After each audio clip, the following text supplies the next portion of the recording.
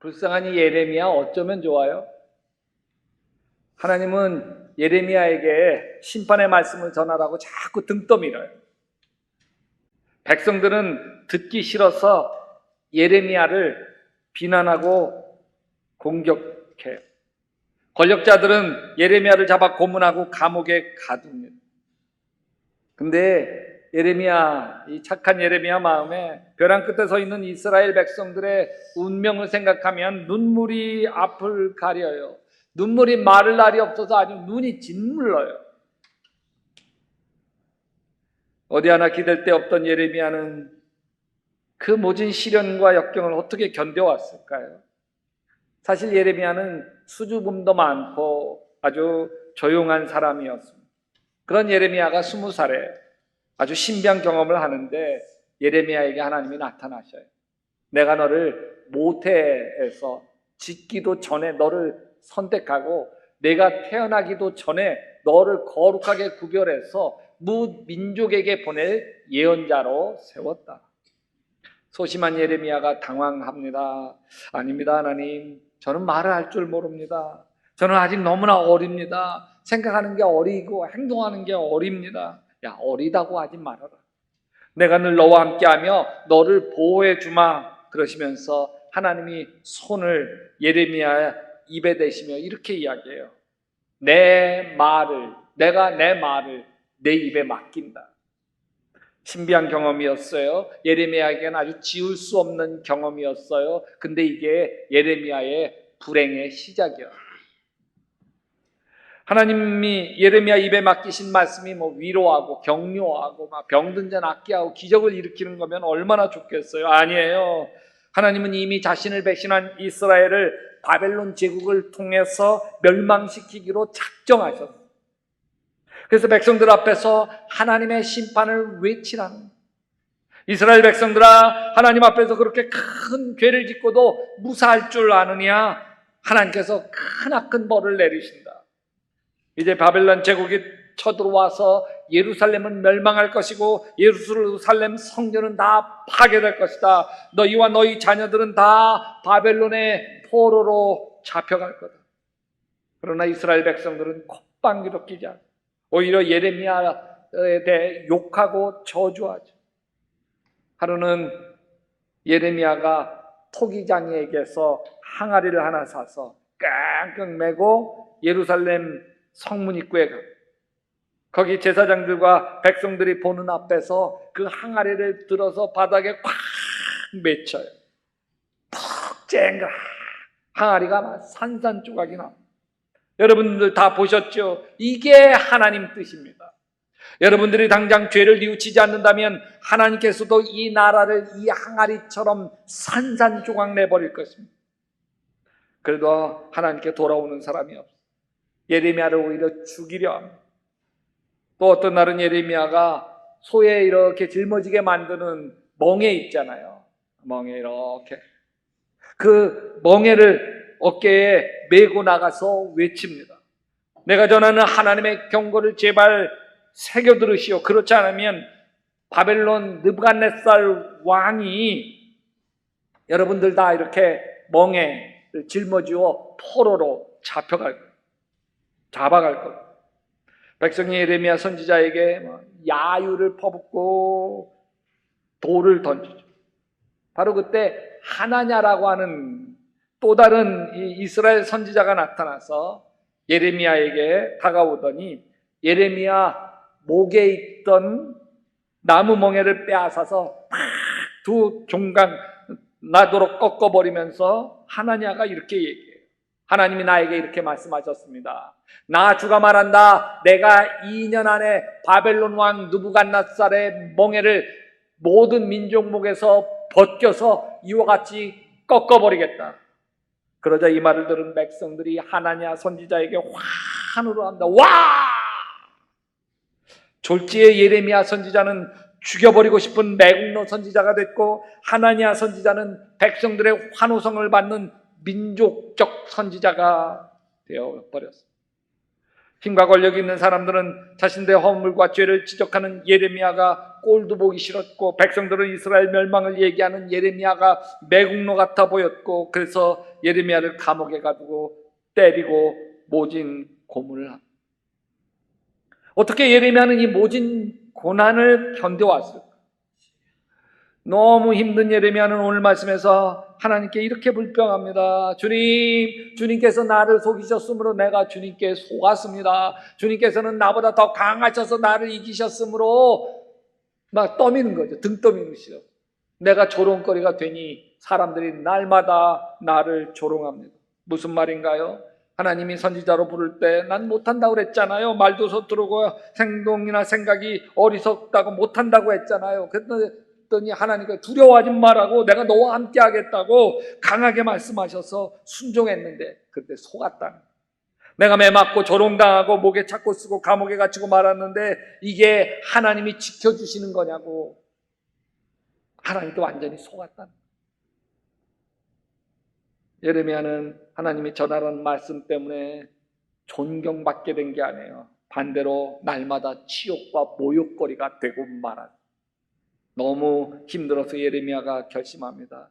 이제는 주님을 말하지 않겠습니다.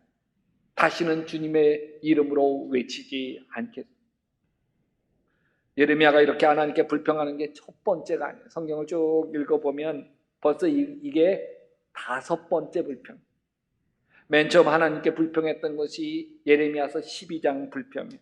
왜 악인들은 잘 되는데 선한 사람은 고통당합니까? 어찌하여 악인들이 형통하며 배신자들이 모두 잘 되기만 합니까?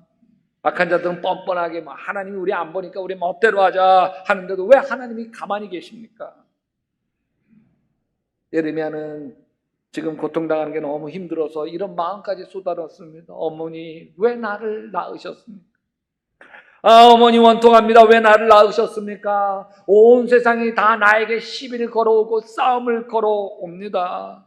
나는 아무에게도 빛을 진 일도 없고 빛을 준 일도 없습니다. 원한을 사는 일을 한 적이 없습니다. 근데 모든 사람이 다 나를 저주합니다. 왜 나를 낳으셨습니까? 너무 외롭고 너무 힘들고 너무 억울해요. 그래서 나는 죽고만 싶어요. 백성들이 나를 이렇게 괴롭히는데 하나님은 그러면 뭐 하고 계시는 겁니까? 예레미야가 겁에 질려있다. 너희는 그를 고발하여라. 우리도 그를 고발하겠다. 하나님, 나와 친하던 사람들도 모두 내가 넘어지기만을 기다립니다. 혹시 예레미야가 실수하기라도 하면 우리가 예레미야를 덮치고 예레미야에게 보복하자 합니다. 이스라엘 지도자들은 예레미야를 죽이려고 깊은 진흙 우물에 던져버려요. 예레미야 몸이 점점 빠져들어갑니다. 죽음의 공포가 밀려옵니다. 그런 날들 연속이었어요. 하루하루가 살얼음판이에요. 숨 막혀 죽겠어요. 그래서 하나님, 나를 그냥 데려가 주십시오. 어찌하여 이 몸이 모태에 나와서 이처럼 고난과 고통을 겪고 나의 생애를 마치는 날까지 이런 수모를 받는가? 욥이 너무 고통스러워 자신이 태어난 날을 저주한 것처럼 예레미야도 저주를 합니다. 내가 태어난 날이 저주를 받았어야 했는데, 어머니가 낳은 날이 복된 날이 되지 말았어야 되는데, 나의 아버지에게 아들입니다 아들 하고 소식을 전하며 아버지를 기쁘게 한 사람도 저주를 받았어야 하는데, 내가 모태에 죽어 어머니가 나의 무덤이 되었어야 하는데, 내가 영원히 모태 속에 있었어야 하는데. 여러분, 예레미야서 읽으면서 이게 다 예레미야서 말씀인데, 아니 선지자가 이게 선지자인가? 이래도 되나? 예레미야가 하나님 앞에 울부짖는 말씀들을 찾아보면서 두 가지 마음이 들었어요. 하나는 예레미야가 죽을 만큼 힘들었구나. 너무 외롭고 서럽고 두려웠구나. 태어나지 않았으면 좋겠다고 할 만큼 힘들었구나 하는 거예요. 근데 이런 힘든 시간이 한두 달이면 되죠. 1, 2년이어도 되죠.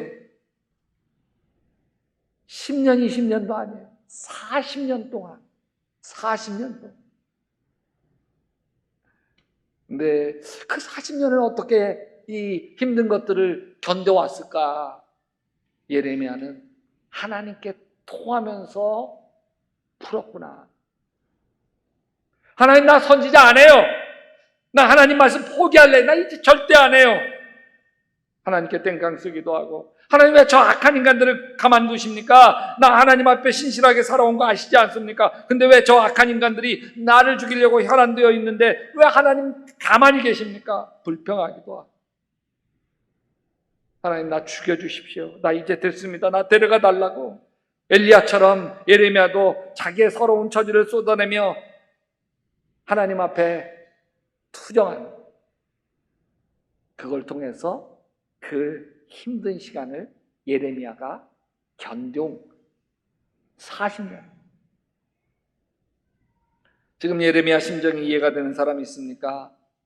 날개가 꺾여버린 새처럼 깊은 절망 속에 외로이 홀로 남아있는 사람이 있습니까? 갑자기 사는 게 시들하고 아무것도 하기 싫고 내가 왜 사는지 모르겠고 모든 걸 다 포기하고 싶은 사람이 있습니까?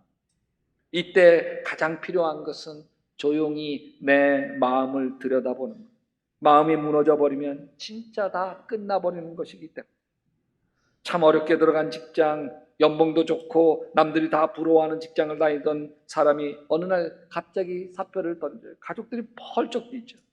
그런데 어떤 사연이 있는 거예요? 마음에 깊은 상처가 있는 것이죠. 직장 떠날 때 보면 몸이 떠나기 전에 먼저 마음이 먼저 떠나는 거예요. 부부가 싸우다가 이혼할 때 보면 몸이 떨어지는 것 전에 미리 그 전에 마음이 다 떠나간 거예요. 상처가 있고 응어리가 있는 거예요. 고딜 헌팅이라고 하는 영화, 마음의 세계를 치유하는데 꼭 보셔야 할 영화인데, 여기 주인공 윌은 어린 시절 학대받은 상처에서 벗어나지 못한 채 어른이 돼. 여전히 그 마음에는 어두운 동굴 속에, 마음의 동굴 속에 우는 아이가 있어요. 그 윌은 이런 상처 때문에 누구에게도 마음을 열지 못하고 자신의 자존심이 건드려지면 그냥 폭발해버리고 막. 윌은 존이라는 상담가를 만나면서 조금씩 마음의 문을 열기 시작하는데, 이 존이 이렇게 이야기하는 거예요. 내 잘못이 아니야. 내 잘못이 아니야. 내가 잘못한 게 아니야. 그 말을 반복하는 상담가 쇼의 품에 안겨 윌이 안겨서 처음으로 뜨거운 눈물을 펑펑 쏟아내. 내 잘못이 아닌데 운명처럼 받아들여야만 했던 어린 시절의 불행, 그 상처는 우리 마음의 쓴뿌리가 되어서 지금도 우리의 인생을 분노하게 하고 울고 울게 하고 서럽게 만들어갑니다. 상처 없는 사람이 없어요. 받은 게 상처니 주는 것도 다 상처들인 거예요. 지금 이 사회를 피로 사회라고 해요. 성공을 위해서 내몰리는 스트레스 사회 속에서 우리가 살아가고 있습니다. 애들이나 어른이나 다. 그래서 마음에 한이 쌓이는 거예요. 서러움이 쌓이는 거예요. 울분이 쌓이는 거예요. 그게 다 참고 견디면서 당뇨가 되고 고혈압이 되고 암이 되고 우울증이 되고 공황장애가 되어지는 거예요. 여러분 인생이 힘들 때 이 마음에 쌓인 모든 것들을 다 쏟아놓는 토설 기도를 할 수 있게 되시기를 바랍니다. 같이 한번 읽어봅시다. 백성들아 시시로 그를 의지하고 그 앞에 마음을 토하라. 하나님은 우리의 피난처시리로다. 아멘. 여러분 토설 기도라고 하는 건 속에 있는 것을 다 토해내는 거예요. 여러분 토한 적 있으시죠? 토한 거 막 그 밥 먹은 게 체해가지고서 그냥 두통이 있고 막 힘들고 속은 답답하고 미치겠을 때 어떻게 해요? 화장실 가서 입에다 손을 넣고 토한 적 있으시죠? 여자분들은 속이 답답하고 체했을 때고요. 남자분들은 과음하셔서 토하신 분들도 있을 거예요. 내 마음속에 억울하고 서럽고 이런 마음의 찌꺼기들을 토해내는 기도가 토설기도. 다윗이 이렇게 고백해요. 내가 토설지 아니할 때에 하지 아니할 때에 종일 신음하고 내 뼈가 쇠하였도다. 다윗이 이렇게 어떻게 토설 기도를 했는지를 보면 속에 사나운 것들을 다 토해내요. 하나님 앞에 기도하는데 참 이렇게까지 기도해야 해도 되나 쉽게 토해내는데 그게 저주예요. 그의 연수를 짧게 하시며 그의 직분을 타인이 빼앗아가게 하시며 그의 자녀는 고아가 되고 그의 아내는 과부가 되며 그의 자녀들은 유리구걸하고 그들의 황폐한 집을 떠나 빌어먹게 하소서. 얼마나 험악하게 기도하는지 몰라요. 이렇게 기도하는 걸 보면 그 원수를 만나면 막 뼈를 부러뜨리고 칼을 단숨에 목을 벨 것처럼 보이죠. 너무 인생이 고달픈 예레미야도 다윗처럼 저주 기도를 합니다. 그들의 아들, 딸들이 굶어 죽거나 전쟁에서 죽게 하여 주십시오. 그들의 아내들이 아들, 딸을 잃게 하시고 남편들을 잃어 과부가 되게 하여 주십시오. 장정들은 전쟁터에서 칼에 찔려 죽게 하여 주십시오. 적들 보고 그러는 거 아니에요. 선지자가 지금 자기를 힘들게 하는 이스라엘 백성들, 지도자들을 향해서 저렇게 쏟아붓는 저주 기도를 하는 거예요. 그들이 저를 잡으려고 함정을 받고 제 발을 걸려 넘어지게 하려고 올가미를 숨겨 놓았으니 주께서 그들에게 약탈하는 자들을 졸지에 보내주셔서 그들 집집마다 울부짖는 소리가 터져나오게 하여 주시옵소서. 그들의 죄악을 용서하지 마시고 주님께서 진노하시는 날에 그들이 주님 앞에서 거꾸러져 죽게 하여 주십시오. 예레미야의 기도예요. 예레미야 기도를 들으면 그 원수 같은 인간들 만나면 그들에게 감정이 폭발해서 무슨 큰 일을 낼 것처럼 보여요. 근데 이상해요. 하나님께 상한 마음, 고통스러운 마음을 다 쏟아내고 나면 이상하게 마음이 풀려요. 마음이 응어리가 풀려요. 한이 풀려요. 다윗도 마찬가지예요. 하나님 앞에 토설기도를 할 때 보면 너무 험악해요. 당장이라도 칼부림 날 것 같아요. 아니에요. 마음을 다 토하고 나니까 이미 마음에 풀려 있는 거예요. 응어리가 있으니까 이게 칼부림이 되는데 그 응어리가 풀린 거예요. 그러니까 칼부림할 일이 없는 거예요. 그래서 다윗이 자기의 인생의 원수, 자기를 하루아침에 도망자가 되게 해서 10년 동안이나 광야에서 피말리는 생활을 하게 만든 원수, 그놈 아내는 과부가 되고 그놈 자식은 고아가 되게 해달라고 저주했던 그 원수 사울왕을 단칼에 죽일 수 있는 두 번의 기회를 만나지만 오히려 참아 죽이지 않아. 그걸 본 사울왕이 다윗에게 이렇게 얘기해요. 내가 잘못했다.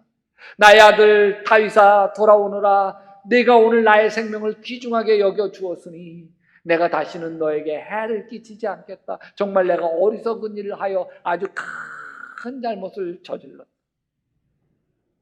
사실 토설기도가 필요한 사람은 예레미야와 같은 사람, 마음이 어리고 소심한 사람, 어렸을 때부터 자기 표현은 잘 못하고 꾹꾹 참는 사람, 남들에겐 착하다 인정을 받으며 다른 사람과 싸우는 것을 잘 못하는 사람이, 아니 싸울 용기가 없는 사람, 그러니 억울해도 참고 속으로만 끙끙 앓다가 마음에 응어리가 생기고 속이 답답해서 속병이 생기는 사람에게 필요한 것이 토설기도.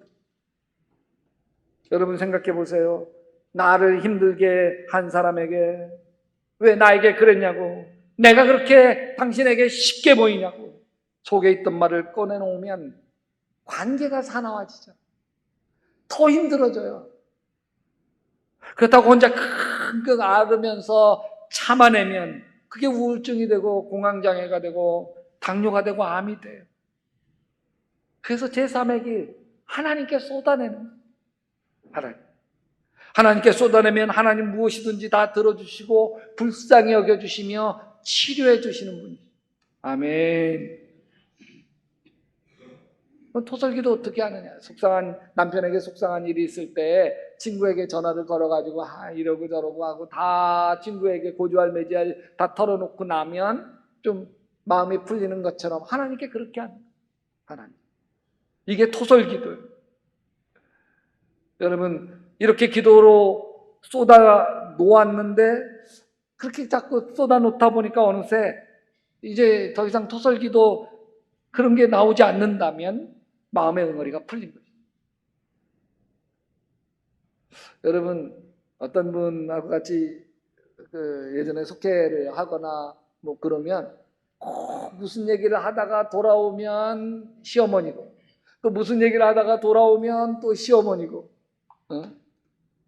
무슨 얘기를 돌아오다 보면 시어머니고, 뭐 하여튼 왜 이게 시어머니에 대한 마음에 응어리가 풀리지 않아요. 풀리지. 그래서 사람들에게 이야기하면서 계속 그 얘기를 반복하는 거예요. 왜 안 풀려 있습니까? 그걸 하나님께 가지고 와서 다 토해낼 수 있게 되기를 바랍니다. 그러고 나면 이게 다 용서가 돼요.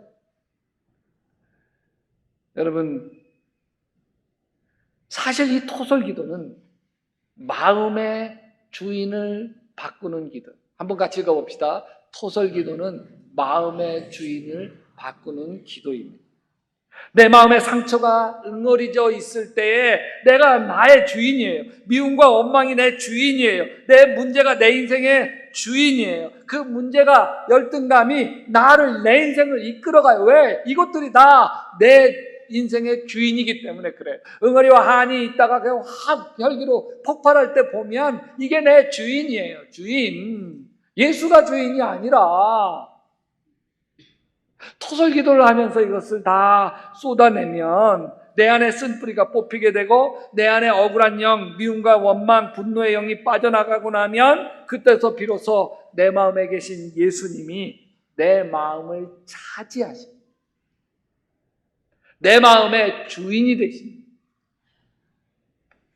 예레미야는 하나님께 토설 기도를 합니다. 나 안 할래요. 이제 선지자는 그만둘래요. 아니, 날 그냥 데려가 주십시오. 나 사는 것도 싫어요. 이제 나 그만둘래요. 어찌하여 저의 고통은 그치지 않습니까? 어찌하여 저의 상처는 낫지 않습니까?